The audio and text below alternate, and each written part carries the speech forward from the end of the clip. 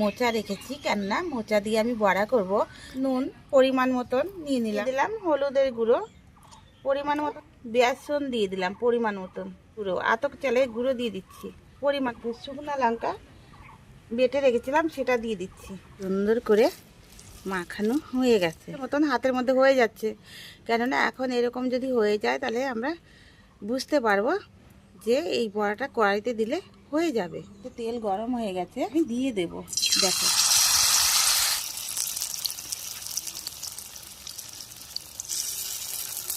ঢেকে দেব। এখন ঢাকনাটা উঠিয়ে নেব।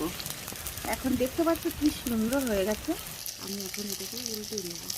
কলার মোচার বড়া দেখলেই মনে হয় যে খাই, কেননা বড়াটা এখন হয়ে গেছে। আমি ওই জন্য নামিয়ে নিলাম। দেখো, এরকম করে তোমরা বাড়িতে করবে, করে খেয়ে আমাকে বলবে।